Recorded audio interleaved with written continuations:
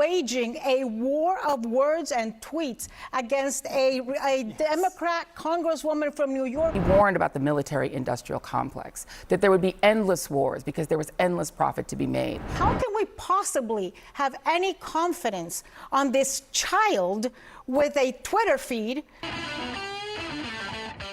I have lined up for us a CNN panel discussing some of the back and forth between Donald Trump and AOC online after she called for his impeachment due to his actions with Iran. So if you can, leave us a like on the video. It lets us know you enjoy the content. It gives us a big boost in the algorithm. And let's get right to the debate. I think it is insane and ridiculous that the President of the United States, in the middle of this international incident, in the middle of this war, as he is negotiating a ceasefire, en route to a NATO meeting from Air Force One, is waging a war of words and tweets against a Democrat congresswoman from New York who's not even in a leadership position. So, I mean, dude, how can we possibly have any confidence on this child with a Twitter feed? We're now 6 months in, and it is just as astonishing to see the degradation of the office under the Trump administration, from leaking battle plans to screaming at foreign leaders to getting in Twitter battles with Congress members,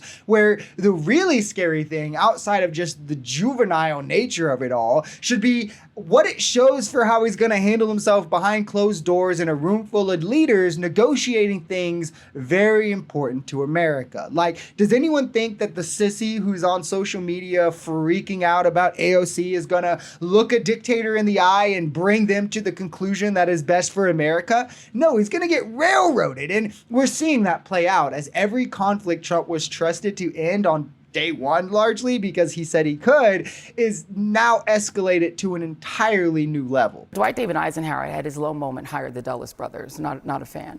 But at his high moment, at the end of his presidency, he warned about the military-industrial complex, that there would be endless wars because there was endless profit to be made.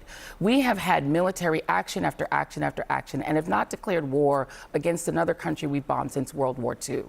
And yet the American people are becoming exhausted by this idea that at any president's whim, we are bombing this country and then we're bombing that country. We're going to fix a little thing here in Haiti. We're going to tweak a little thing there. We're going to pick governments for countries that didn't ask us to do it. We're going to remove and depose and change governments and do regime change.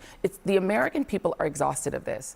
There is so much more that we could do with the precious funds the American people, the taxpayers, give to the government. How about helping to make people's lives more affordable? How about making people's lives better? And stop with the endless wars. And it is exactly what Donald Trump ran on, but I fully agree here. Gone are the days of U.S. doing preemptive strikes and still having support from Americans, forcing regime changes that no one asked for, going and occupying smaller countries. As more people wake up to this behavior, they realize they don't have the stomach for it. And the problem is this is matched with social media, making it harder for these people to hide than ever.